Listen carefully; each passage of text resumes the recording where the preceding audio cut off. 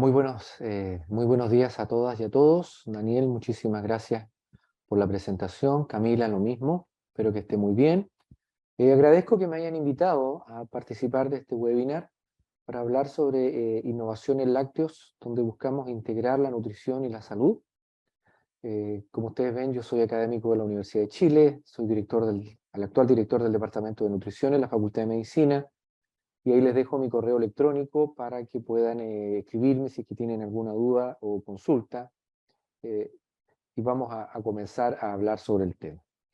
Brevemente, como declaración de conflictos de intereses, además de mi trabajo en la universidad como investigador, yo he dirigido proyectos de investigación con fondos gubernamentales y no gubernamentales, y también trabajo como consultor en el área de alimentos, industria de alimentos y laboratorios farmacéuticos. Al día de hoy, ahí está mi productividad científica, que ustedes la pueden confirmar en Scopus, PubMed, etc. Bueno, para comenzar a hablar sobre el tema lácteo, debemos tener claro que la alimentación, la dieta, es uno de los 4 factores fundamentales en el estado de salud de una persona, ¿ya?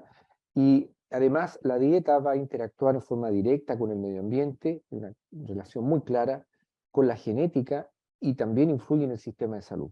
Y estos 4 factores conversan entre sí. Y la modificación de cualquiera de estos, desde el punto de vista cualitativo o cuantitativo, influye en la salud de una persona. Y para quienes trabajamos en nutrición, en alimentos, en alimentación, obviamente que la dieta es un elemento preponderante. Y en este contexto debemos considerar siempre que la buena alimentación es sinónimo de salud, en primer lugar, pero también de supervivencia, entendido como un incremento de la esperanza de vida al nacer. Mientras que la mala alimentación es sinónimo de enfermedad y también de muerte, lo que implica, por ejemplo, una reducción de la esperanza de vida al nacer, una alta mortalidad infantil, etc. Y aquí les doy algunos datos que probablemente a veces no los tenemos muy presentes. En Chile, el año 1920, es decir, hace poquitito más de 100 años, la esperanza de vida al nacer bordeaba los 25 años de vida. Teníamos una mortalidad infantil muy alta, muy alta. Los primeros 2 años de vida era espantosa, hasta los primeros 5 años de vida también. Y esto se acompañaba de un problema grave que era la desnutrición infantil, ¿ya? Y materno-infantil, e incluso en personas adultas veíamos una cantidad enorme de personas enflaquecidas por una nutrición y una alimentación extremadamente carencial.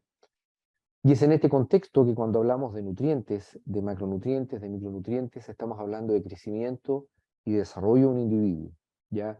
Esto comienza en la vida intrauterina, incluso para allá muchos autores parte antes por la exposición nutricional del óvulo antes de ser fecundado en la mujer, pero claramente los nutrientes van a tener un rol fundamental en que un individuo logre expresar todo el potencial genético que trae consigo. Y es así como nos vamos a enfocar, y nos hemos enfocado ya desde hace más de 50 años cuando hablamos de nutrición en crecimiento, que lo vamos a ver al final como peso y talla, pero esto involucra reproducción celular, crecimiento y formación de tejido, inmunidad, todo lo que se relaciona con el desarrollo de la respuesta inmune y la capacidad de defensa de un individuo, particularmente en los primeros años de vida, y el desarrollo neurológico, que obviamente en nutrición es de un interés tremendo, por todas las consecuencias adversas que genera la desnutrición en un individuo, no solo en la primera infancia, los primeros años de vida, sino que también a largo plazo. Entonces los nutrientes tienen roles fundamentales para un individuo. Sin embargo, en América Latina, nosotros debemos considerar que tenemos 2 problemas en la edad pediátrica, por llamarlo de alguna forma. La desnutrición infantil sigue siendo un problema importantísimo, ¿ya? Y nos golpea con forma creciente y preocupantemente el problema del sobrepeso y la obesidad. Es decir, estos 2 problemas han llegado a nuestro continente y esperábamos hace unos 20 años atrás haber derrotado la desnutrición infantil, sin embargo esto no se logró y aparece después el problema del sobrepeso y la obesidad. Y estas son imágenes de Chile, finales de la década de los 60, en que ustedes ven 2 lactantes de 6 meses, uno bien nutrido y uno desnutrido. Es evidente cómo la desnutrición compromete el crecimiento, el peso, la circunferencia craneana en términos de antropometría directa al evaluar un niño. Pero cuando hablamos de desnutrición, tenemos que pensar más allá de la estatura y del peso, ¿ya? Porque hablamos de una desnutrición aguda, bajo peso para la talla, o crónica, baja talla para la edad, La pregunta es, ¿hay compromisos que van más allá de la estatura y del peso? Estas son láminas, una lámina del doctor Fernando Monkever, fundador del INTA, y pionero en grandes estudios nutricionales en nuestro país, en cómo la desnutrición infantil afecta el desarrollo de un individuo más allá del peso y la estatura, y la clásica medida que es la circunferencia craneana. Ustedes ven en A un niño desnutrido, en B un niño bien nutrido, perdón, en C un niño desnutrido, en B un bien nutrido, y en A un juego de lámparas que se usaba en aquella época, década de los 60 y 70, no habían imagenología como ahora, en que estos niños se sometían a estos juegos de luces, y donde ustedes ven que hay un gran haz de luz que atraviesa toda esta zona, es porque había una zona donde el cerebro era mucho más pequeño en comparación con el niño bien nutrido. Estos fueron los primeros hallazgos que permitían establecer que la desnutrición también afectaba el crecimiento del cerebro. Y si vamos a cortes histológicos, ustedes tienen en esta zona una histología, corte histológico, un niño que falleció por accidente, pero bien nutrido, mientras que este era un niño desnutrido, en que claramente el desarrollo neuronal se ve mermado. Pero si esto lo llevamos ya a imagenología más avanzada, acá hay dos imágenes de jóvenes de 18 años y 19, de un paper de la profesora Denise Ivanovich publicado en la revista Intelligence del año 2004, en que se toman datos de jóvenes, más o menos de finales de la década de los 90, pero que en su infancia hubo unos que fueron desnutridos y otros no. Si ustedes ven en la imagen izquierda, claramente el cerebro es más pequeño, ocupa menos espacio dentro de la cavidad craneana, su volumen encefálico y los indicadores de crecimiento son menores en comparación al bien nutrido, ya que está acá. ¿Y esto qué quiere decir? Que el niño que fue desnutrido a largo plazo, a los 18, 19 años, arrastra consecuencias adversas. ¿Ya? Y es por eso que es tan fundamental que la desnutrición infantil sea lo más mínima posible en un país. Porque el costo que paga esa persona en la vida adulta es irreparable muchas veces. Y esto además fue complementado con otros estudios, prueba de selección, prueba de aptitud académica en aquella época, prueba de selección universitaria, carreras que se ingresan a la universidad, ingreso que se logra alcanzar, y obviamente el que fue desnutrido en todos esos indicadores va a tener resultados inferiores respecto al bien nutrido. Pero no debemos olvidar, a pesar que ya la emergencia ha sido controlada, lo que generó el COVID-19 en términos de el SARS-2, daño pulmonar, pero también daño cardíaco, daño cerebral, que en presencia de obesidad ese daño es mucho mayor. La mortalidad es mayor, el daño funcional es mayor. Sin embargo, las intervenciones nutricionales, inicialmente con vitamina D, asociada a una mayor complicación frente a las personas que desarrollaban el cuadro generado por el COVID-19, o los ácidos grasos omega 3 u otros micronutrientes, demostrando la importancia de la nutrición en la inmunidad. Y en este contexto aparece una pregunta. ¿Por qué se promueve el consumo de leche? Sabemos que la leche es un alimento nutricionalmente hablando muy completo. Una muy buena fuente de energía, proteínas de alto valor biológico, contenido y biodisponibilidad de calcio y fósforo. La biodisponibilidad en micronutrientes es un aspecto relevante de ser considerado, y una fuente menos costosa de proteína, calcio y vitamina D. Los beneficios de los lácteos han sido ampliamente estudiados a lo largo de todo el ciclo vital, desde el embarazo hasta personas mayores. Sin embargo, ¿qué es lo que ocurre? Que esta información, en primer lugar, se publica en revistas científicas. Es decir, la primera barrera es acceder a la revista científica. Y la segunda barrera es que se publican en inglés. Hay dos barreras ahí. Hay una barrera de acceso a la información en términos de acceder a las revistas y una barrera idiomática que es el lenguaje. Sin embargo, encontramos este tipo de información, redes sociales en forma permanente, ya incluso en la prensa a veces.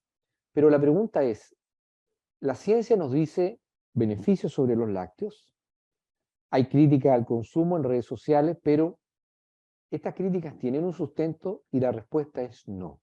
En la gran mayoría de los casos la respuesta es no. No hay ciencia en esto. Y si comenzamos a hacer un análisis evolutivo, lo que sabemos es que el ser humano desde hace aproximadamente 50.000 años antes de Cristo comenzó a consumir leche.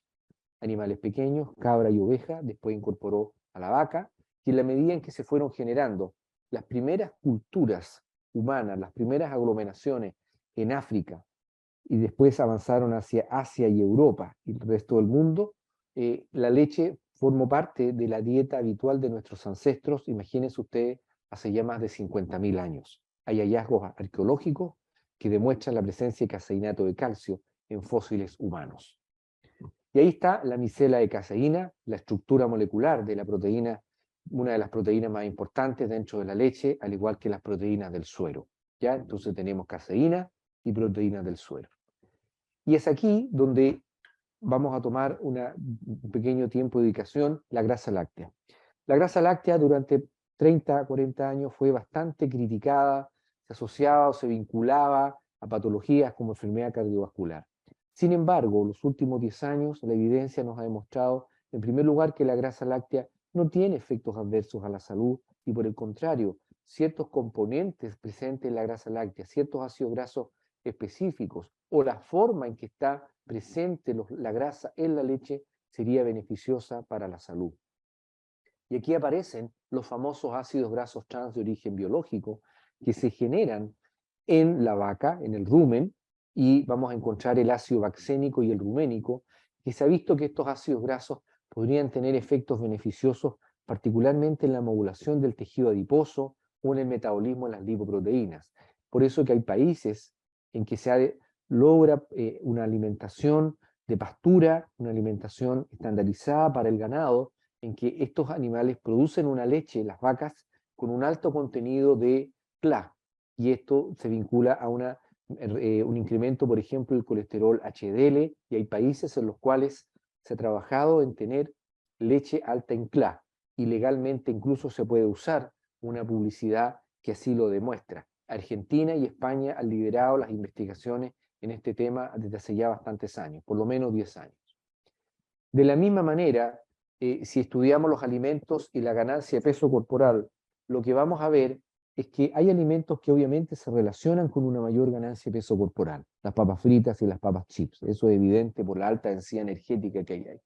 Pero si vamos al queso, su efecto más bien tiende a ser neutro, y el yogur tiende a tener un efecto de menor ganancia de peso corporal. Y aquí no les extrañe a ustedes encontrar múltiples estudios que demuestran que en niños el consumo de yogur, que es lo que más contribuye a que los niños conserven una alta ingesta de lácteos, además de la leche, se asocia a niños con menor ganancia de peso corporal y menor adiposidad. Y obviamente si este yogur se acompaña de fruta, el efecto es mucho más marcado. Y si vamos a alimentos líquidos, la leche, obviamente las bebidas azucaradas promueven una mayor ganancia de peso corporal. Pero vean ustedes la diferencia que hay entre descremar la leche y no descremarla. La leche entera tiene un efecto de saciedad importante, pero además se ha visto que la grasa láctea promueve una mayor eliminación de grasa por las deposiciones, por la formación de jabones de calcio, calcio y ácido palmítico particularmente, con lo cual va a haber una menor absorción de grasa, ¿ya? Y viene toda esta nueva mirada respecto a consumir leche entera, obviamente leche blanca, y no acompañarla de azúcar, sino que volver a esta cultura que teníamos hasta hace unos 20 años atrás, que era tomar leche blanca sola, porque ya con el dulzor de la leche blanca es suficiente. Y si vamos a los efectos de simbióticos de pre y probióticos lácteos, otro tema ampliamente estudiado, dentro de los alimentos, probablemente los que más influyen en la modulación de la microbiota son los lácteos, y específicamente los lácteos fermentados. Leche fermentada, lo que llamamos en Chile leche cultivada, que lamentablemente se produce poco y se consume poco, siendo que debiese desarrollarse aún más en el país, yogurt y queso, en que sus efectos son a nivel intestinal, a nivel inmunomodulador, pero también a nivel metabólico, por ejemplo, repercutiendo beneficiosamente en el hígado. Ya hay trabajos interesantes que demuestran el consumo de yogur y menor acumulación de grasa en el hígado, menor esteatosis hepática.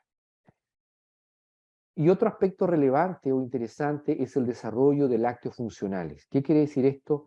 Lácteos a los cuales se le adicionan compuestos bioactivos, ya sea durante el propio proceso de fermentación, pre y probióticos, o compuestos bioactivos como ácidos grasos omega 3, fitoesteroles, adición de calcio, adición de lactoferrina, incremento en el contenido de proteína. Las proteínas lácteas, particularmente las proteínas del suero, hasta hace aproximadamente 20 años no tenía mucho uso en nutrición humana. Sin embargo, hoy día la proteína del suero, el whey protein, hay un boom a nivel internacional en términos del consumo de esta proteína por todos los beneficios que tiene a nivel de masa muscular. Es una proteína que tiene un alto contenido de leucina, isoleucina, aminoácidos limitantes en la biosíntesis de proteínas musculares. Entonces la incorporación de esta proteína favorece la biosíntesis de proteínas musculares, y es por eso que estamos viendo hoy día en el mercado, por ejemplo, leche alta en proteína y yogur alto en proteína. Incluso en el yogur es bastante más fácil que en la leche incrementar el contenido de proteína, ¿ya? Y los beneficios se han demostrado en múltiples estudios respecto a la incorporación de proteínas de suero en lácteos o el consumo directo de proteína de suero y mejor rendimiento en términos de eficiencia en la masa muscular, fuerza, tono y masa muscular. Y si vamos a etapas críticas del desarrollo como el embarazo, el consumo de lácteos durante el embarazo, mínimo una porción, lo ideal es 3 porciones al día, vemos que se promueve un crecimiento adecuado, mejor longitud del fémur, mejor circunferencia craneana, mayor peso de nacimiento y menor riesgo de tener lactantes pequeños para la edad gestacional. Cuando hablamos de lácteos en embarazo, no es solamente leche, no olvidar yogur, queso y en el caso particular de nuestro país, queso fresco y quesillo, ya que forman parte de los lácteos. Los beneficios están demostrados en el embarazo y en el periodo de lactancia materna, no solo para el feto y el lactante, sino que también para la madre. Ya en la masa ósea y fetal es donde hay una evidencia bastante clara. Pero viene otra pregunta: ¿por qué consumir lácteos después del periodo de lactancia? ¿Ya? Y la respuesta es por los efectos en el desarrollo, particularmente en crecimiento, masa mineral ósea, menor riesgo de nutrición infantil, menor riesgo de obesidad, por otro lado. Y esto tiene que ver mucho con los lácteos. ¿Por qué? Porque los lácteos están directamente vinculados a una dieta de mejor calidad, en que el consumo de lácteos, una porción, 2 porciones, 3 porciones al día, lo que hace es favorecer que una persona alcance el requerimiento diario de nutrientes, particularmente proteínas, de calcio y micronutrientes, que es un problema no menor en nuestros países en términos de deficiencia. Ya eh, ha vuelto, hay mucho interés en la deficiencia de vitamina D, pero bueno, ¿qué está pasando con la ingesta de calcio? ¿Qué está pasando con la ingesta de vitamina B12, etcétera? Y también la ingesta de proteínas de alto valor biológico. Y lo que hemos visto en niños y en adolescentes es que el consumo de lácteos está directamente relacionado a mejor crecimiento óseo, ¿ya? Y estos efectos se van a ver particularmente en el consumo de 2 a 3 porciones de lácteos al día, en que además del crecimiento, si un hueso más largo, también va a tener una masa mineral ósea mayor, es decir, son huesos mucho más densos, mucho más fuertes, con menor riesgo de fractura a largo plazo. Bien, y si vamos a aspectos metabólicos, uno de los problemas más importantes en la población chilena es la diabetes tipo 2. El consumo de leche, obviamente leche blanca, el consumo de lácteos bajos en azúcar, el consumo de queso, está vinculado a menor riesgo de desarrollar diabetes tipo 2 y están relacionados mucho con dietas más saludables. Y este consumo de lácteos podemos ver que va a tener como efecto final una reducción de la resistencia a la insulina, un mejor control metabólico en pacientes diabéticos, etcétera, en que además componentes específicos de los lácteos, como calcio, vitamina D, de origen láctea, y un ácido graso como el ácido transpalmitoleico, tendrían efectos marcados en términos de beneficios. Lo mismo ocurre con la salud renal. Hay un incremento importante de interés respecto a cómo los lácteos, particularmente lácteos fermentados por el alto contenido de péptidos bioactivos, probióticos y la adición de micronutrientes, entre ellos vitamina D, tendrían a proteger la salud renal. Y una pregunta que viene haciéndose hace bastante tiempo: ¿cuánto queso podemos comer? Lo que sabemos es que el consumo de queso reduce el riesgo de enfermedad cardiovascular. Estamos hablando de un lácteo fermentado, en el caso de Chile, quesos mantecosos, queso gouda particularmente, en que la matriz alimentaria, que es el queso, tiene efectos marcados en reducir el riesgo de enfermedad cardiovascular, con estudios que incluso llevan a 150 gramos, 200 gramos de queso al día. Son cantidades altas, pero el consumo de 2, 3 porciones de lácteo al día, donde aparece una porción de queso, tiene efectos beneficiosos para la salud. ¿Qué es lo que debemos promover? Que ese queso idealmente vaya, por ejemplo, acompañado de verduras, ensaladas con queso, y no tanto inclinarnos a queso con pizza, que ahí los efectos de una sobrecarga de hidrato de carbono, de un exceso de sal, etcétera, no es muy beneficioso. En términos de obesidad, que es otro aspecto de interés para la población en el ámbito de salud, el consumo de lácteos está directamente relacionado con menor riesgo de obesidad. Por un lado, tiene un efecto metabólico importante, promueve el uso de ácidos grasos como sustrato energético, tiene un efecto anorexígeno, un efecto de saciedad importante, promueve la conservación de la masa muscular, que es algo fundamental, ¿ya?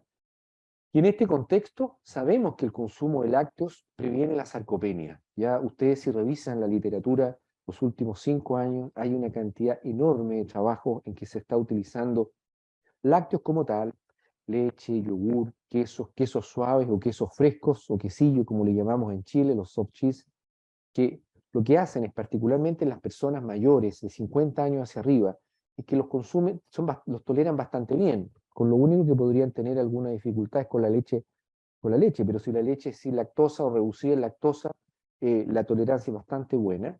Y aquí aparece también la adición de proteína de suero, whey protein, o el consumo de proteína de suero como suplemento como tal, y los efectos en términos de prevención de sarcopenia, pero además protección de la masa muscular en términos de capacidad antioxidante, respuesta metabólica y menor inflamación. Por lo tanto, en las personas mayores, esto es un punto que debemos considerar, el consumo de lácteos promueve una mayor densidad mineral ósea. Es un error muy grave decir que en las personas adultas el consumo de lácteos no tiene impacto en la masa ósea. Eso es un error. Está directamente relacionado con la masa ósea. La masa ósea es una masa metabólicamente muy activa, es un tejido metabólicamente muy activo y además los lácteos promueven la masa y la fuerza muscular, en que al tener músculos más fuertes hay una protección mucho mayor de la masa ósea. Masa ósea y muscular van de la mano, ¿ya? Y en este sentido, también otro aspecto que ha tomado gran interés es el efecto de los lácteos en el ejercicio y en el deporte, en que el consumo de lácteos está asociado a mayor aptitud física y mejores condiciones de salud, particularmente a nivel metabólico y equilibrio por la fuerza y el tono muscular, la masa ósea y algo importante, menor riesgo de caídas. Una persona mayor, una caída implica un alto riesgo de fractura de cadera, sabemos todo el efecto adverso que genera eso, sumado a que el consumo de lácteos contribuye directamente a un mejor control metabólico de patologías crónicas como diabetes y también menor riesgo de obesidad. Y es así como aparece un tema que es de creciente interés, como yo les decía, que es el ejercicio. El consumo de lácteos, ustedes van a encontrar múltiples trabajos de leche con chocolate, por ejemplo, ¿ya? O en que además adición de proteínas o el lácteos fermentados, se han identificado péptidos bioactivos, promueve el aumento de masa muscular, promueve la síntesis de glucógeno muscular, tiene un efecto importante de rehidratación y genera mejores indicadores de rendimiento posteriores al ejercicio. Y acá, donde luego de ver los beneficios, debemos tener algo claro. En las guías alimentarias, prácticamente todo el mundo donde existen, las declaran expresamente. En muy pocos países no están declaradas expresamente, pero sí están indicados los lácteos también en los recetarios, en las indicaciones alimentarias directas que reciben las personas. Aquí debemos tomar otro tema, además de las guías, el tremendo impacto que tienen los lácteos a nivel de salud pública. Y uno de los ejemplos más claros es el que los niños consuman leche en las escuelas. Los programas de alimentación escolar en base a leche son mucho más eficientes que los programas de alimentación escolar donde no hay leche.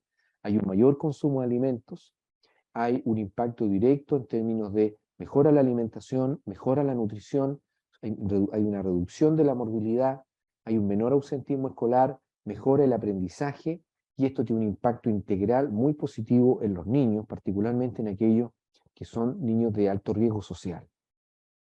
Y algo que a nosotros como país nos debe hacer sentir muy orgullosos es cómo nuestro país fue capaz de ir reduciendo la desnutrición infantil, tener hoy día los niveles más bajos en América Latina, totalmente comparables con los de un país desarrollado.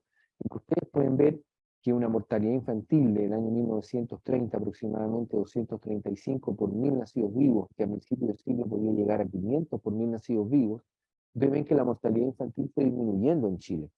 Y esta reducción en parte importante, se logró por el desarrollo de programas alimentarios en base a leche, donde el año 1974, el próximo año, se cumplen 50 años, ocurre un hito que marca la historia nutricional y marca la salud pública en nuestro país, el desarrollo de leche purita, que fue mucho más allá de desarrollar una leche en polvo de alta calidad nutricional, segura, inocua.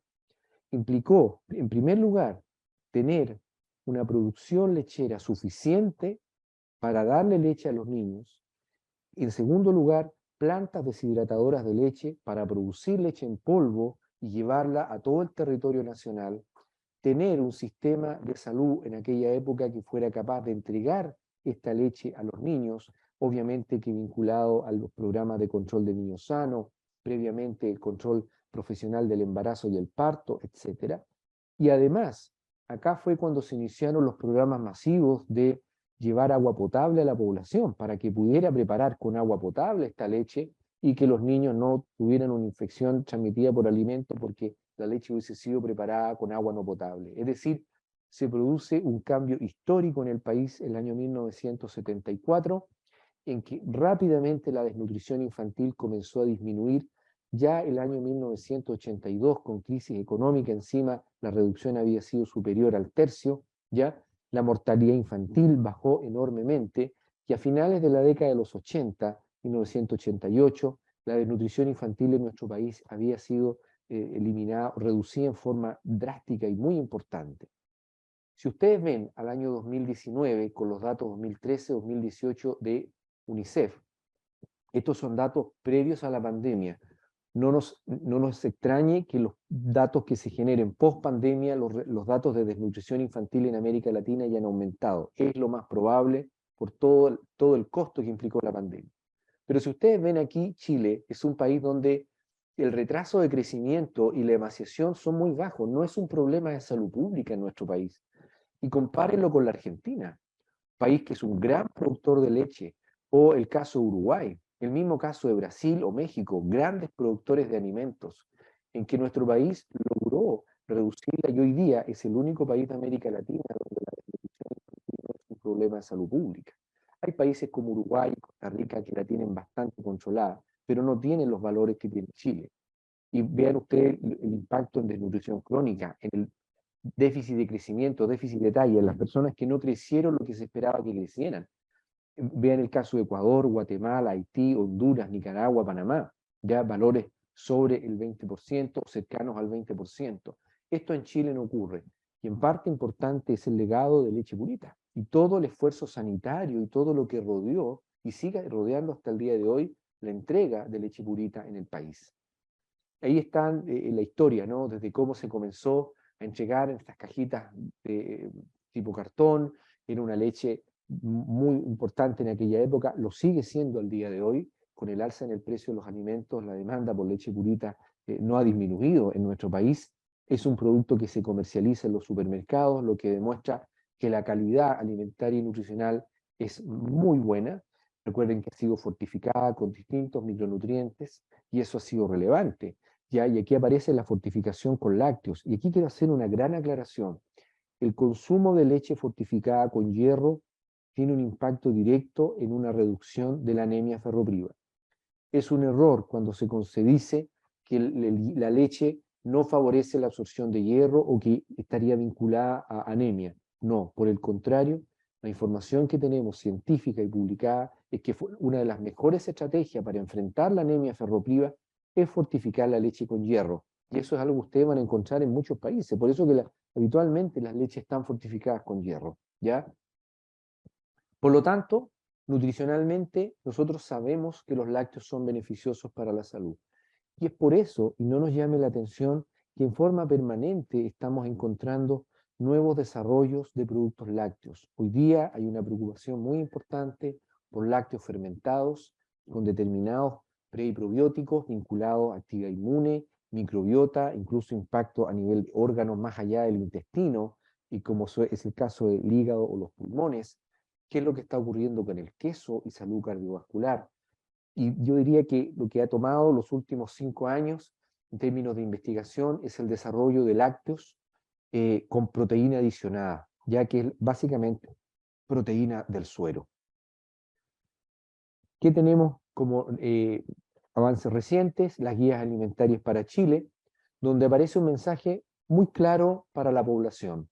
Consuma lácteos en todas las etapas de la vida. Ese es el mensaje.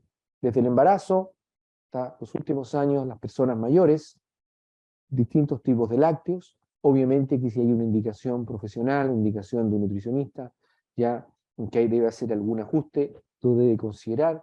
No aparece la grasa láctea aquí como un componente, ya hoy día la grasa láctea está vinculada más bien a efectos neutros o incluso efectos beneficiosos, particularmente en términos de ganancia de peso corporal.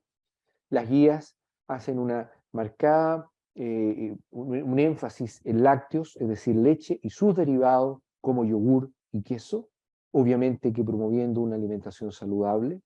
Las porciones, el tamaño de las porciones, se destaca la leche, yogur y el queso, pero también aparece el quesillo. Este es un lácteo que lo consumen bastante las personas mayores, ya es un foco de interés y se debieran hacer más innovaciones en términos de quesillo, pensando y queso fresco en las personas mayores, porque es el lácteo que más toleran y es el lácteo que más les gusta. Ya estudios que tenemos nosotros de datos, hay una preferencia en las personas mayores por queso fresco y por quesillo. Después viene el yogur y después viene la leche. Y obviamente que dentro de las guías se realza y se destacan los programas alimentarios en base a leche, purita mamá y purita en adelante para los niños. Para ir terminando, yo tuve el honor de ser el editor de este libro que se llama Lácteos, Nutrición y Salud. Ustedes lo pueden descargar gratuitamente en internet, ponen el nombre y el libro se descarga, los deriva a un sitio donde lo deben descargar. Me quedan algunas copias impresas por ahí, si alguien quiere venir, me puede escribir a mi correo electrónico, ¿ya? Este libro consta de 6 secciones, 30 capítulos, 54 autores de Chile, México y Colombia, todos con formación en alimentos, nutrición y salud, posgrado, magíster, doctorado, postdoctorado, se citan más de 1500 artículos científicos. Es un libro de acceso gratuito, ninguno de los autores recibió un pago por participar de este libro, pero obviamente que nos apoyó el sector lácteo nacional en lo que tenía que ver con la diagramación, la inscripción del libro y poder permitir que el libro fuera gratuito, ya que era el interés que teníamos nosotros. Bien, donde ustedes van a ver secciones como por ejemplo toda la adaptación intestinal que ocurrió para metabolizar la lactosa. Hoy día tenemos una solución para los intolerantes a la lactosa, que es lácteos sin lactosa, no hay ninguna novedad en este tema y permite que las personas puedan consumirlo sin problemas. Todos los avances que hay en términos de componentes lácteos, ya proteínas, hidratos de carbono, grasa láctea e inocuidad. El desarrollo de fórmulas infantiles, pre y probióticos, lácteos funcionales y fortificación de leche y su impacto directo en nutrición, hierro, vitamina D, ácido graso omega 3, calcio, etc. Toda una sección sobre patologías específicas y ciclo vital, embarazo, lactancia, envejecimiento, enfermedad cardiovascular, hipertensión, etc. Una sección completa sobre ejercicio y deporte por el interés que ha generado los últimos años, sobre todo los profesionales jóvenes de la nutrición y la industria de los alimentos, el foco de los deportistas y las personas que realizan ejercicio. Salud pública, no debemos olvidar el rol fundamental que tienen los lácteos en salud pública, guías alimentarias, programas de alimentación escolar en base a leche, el impacto que tienen para enfrentar la desnutrición infantil y obviamente leche purita como una experiencia y un orgullo para nuestro país. Bueno, espero que esta presentación les haya gustado. Ahí está mi correo electrónico por si tienen alguna consulta, si les interesa el libro. También me pueden ubicar en Instagram, Rodrigo-alimentos-nutrición, donde a veces respondo ahí porque me es más fácil por si tienen alguna duda. Muchas gracias por la invitación y estoy atento a sus comentarios. Muchas gracias, Rodrigo, por tu presentación. Estuvo muy interesante y vemos que por el momento no hay preguntas para el profesor. Y bueno, si no hay más preguntas antes de irnos, quiero contarles que este tema, junto con otros temas de innovación en alimentos, luego se tratan en el diplomado de innovación en alimentos, desafíos y oportunidades para la industria, que les acabo de dejar ahí en el chat el link directo. Si es que les interesa, pueden encontrar más información. o también pueden escribirnos a programas@ing.puc.cl. También está el teléfono y WhatsApp ahí si es que requieren más información. Así que me parece que no hay preguntas, Rodrigo, estuvo muy clara la presentación. Aquí hay una pregunta. Dice, quisiera consultar por el tema de la interacción calcio y hierro. Sí, muy buena pregunta. Eh, Podríamos plantear, ¿cierto?, a nivel intestinal que se produciría una competencia y una inhibición de la absorción de hierro a partir del calcio, ¿ya? Sin embargo, en la matriz láctea, y esto quiero ser bien claro, y en el libro hay un capítulo central sobre este tema. En la matriz láctea, lo que hace la leche, por los componentes de la leche, particularmente por las proteínas presentes en la leche, es favorecer la absorción de hierro, sin y alterar la absorción de calcio. Y recordemos que Purita Fortificada lo tiene, es hierro con vitamina C, para optimizar aún más su fortificación. Y cuando ustedes vean alimentos fortificados con hierro, en general llevan vitamina C, ¿ya? Pero cuando hablamos de matriz láctea, la interacción hierro y calcio, que podríamos decir teóricamente debiera haber una inhibición en la absorción, en la matriz láctea eso no ocurre. Hay otra pregunta que dice, ¿qué opina de la nueva ley que obligará a fortificar la leche con vitamina D? Bueno, el reglamento sanitario estableció en una modificación la incorporación de vitamina D en leche y en otros alimentos, ya harina, etc. Yo creo que toda política de salud pública que eh, menores, promueva mayores ingestas de vitaminas o micronutrientes, siempre es bienvenida. Sabemos que la vitamina D es una vitamina deficitaria en la población chilena desde Antofagasta hasta Punta Arenas, que es donde se ha medido, ya en estudios.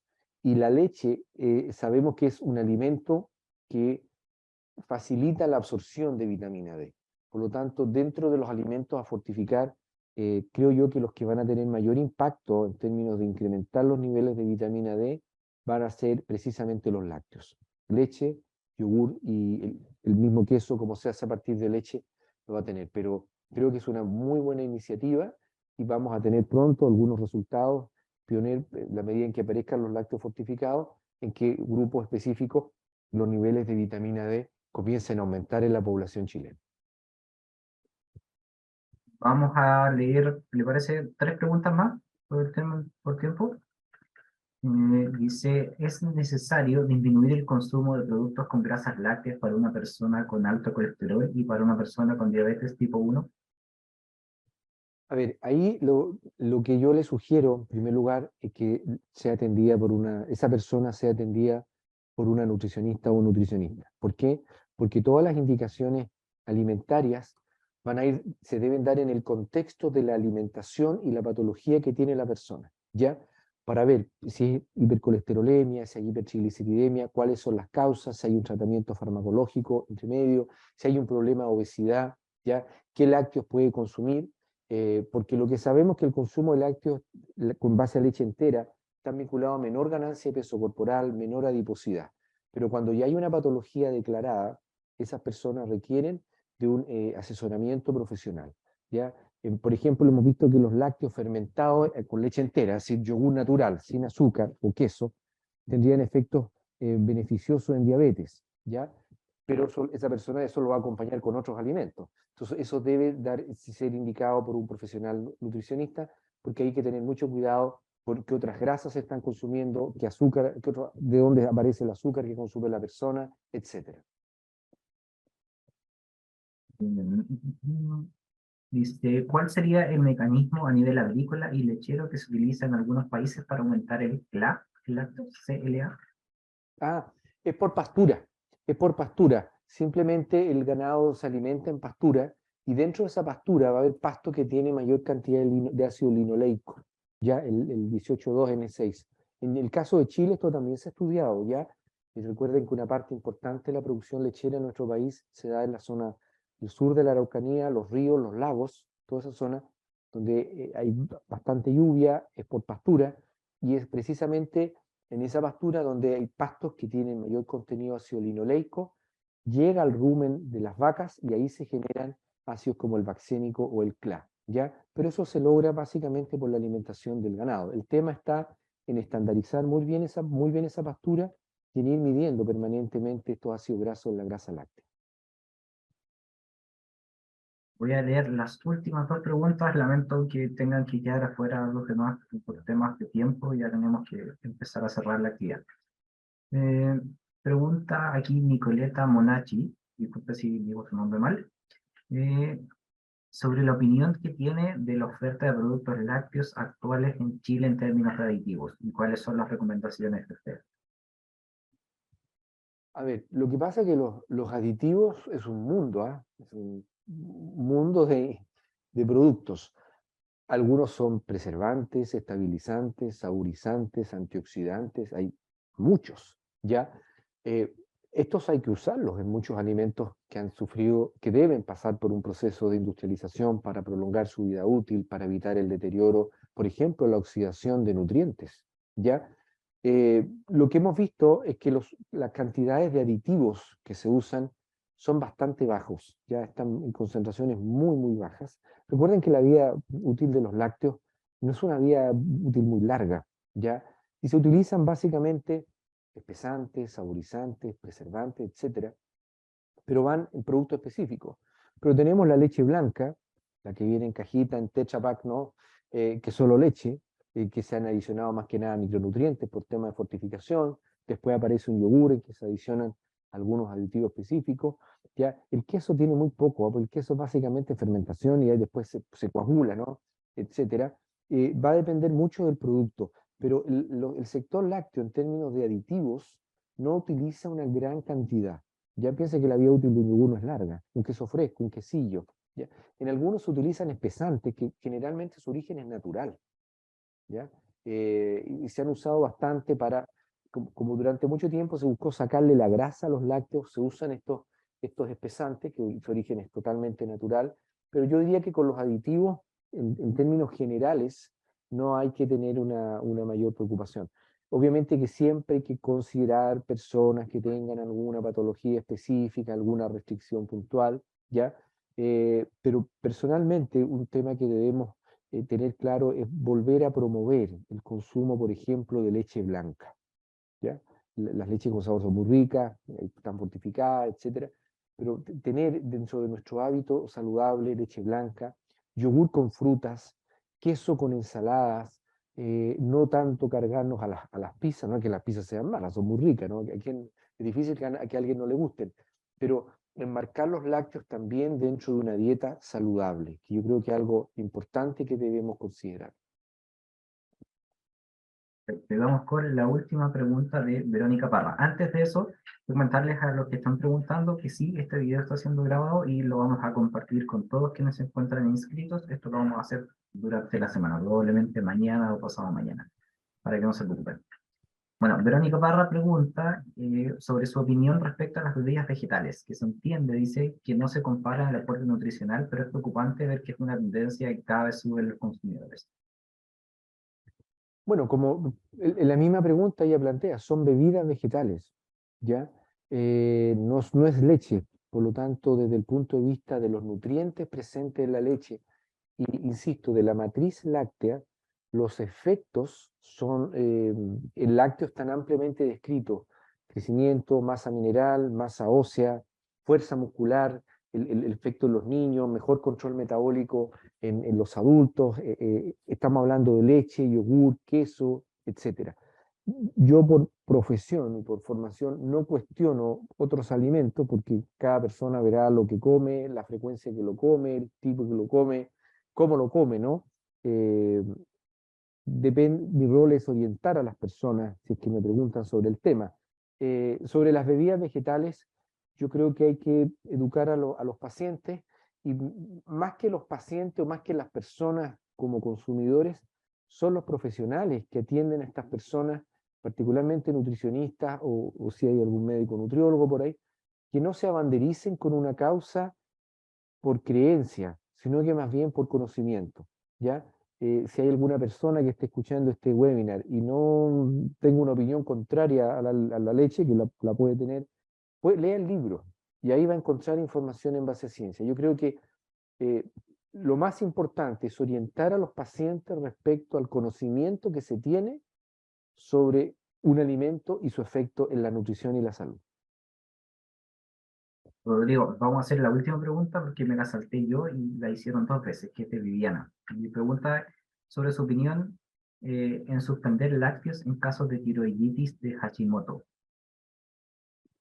Mire, hay un capítulo de inflamación, estoy haciéndole bastante promoción al libro, pero en general hay como un rumor o un conocimiento popular o una creencia, porque no es conocimiento, de que los lácteos estarían vinculados a mayor respuesta inflamatoria. Lo que sabemos es que los lácteos como tal, desde la leche en adelante, no aumentan la respuesta inflamatoria. Y por el contrario, particularmente el yogur, y el yogur, lo que llamamos yogur de pajarito, y el kéfir, ¿ya? Pero el yogur en general, lo que hacen es reducir la respuesta inflamatoria, ¿ya? Este es un tema que es importante, voy a pasar un aviso para que lo tengan presente. A finales del mes de septiembre vamos a realizar acá en la Universidad de la Facultad de Medicina de la Chile un simposio sobre lácteos durante la mañana, y el tema de inflamación va a ser abordado, porque hay muchas preguntas, hay muchas creencias, y muchas veces las personas creen que patologías inflamatorias implican retirar los lácteos de la dieta, siendo que es un error, y por el contrario, sobre todo incorporar yogur y el kéfir, se ha visto que tendría beneficios bastante importantes.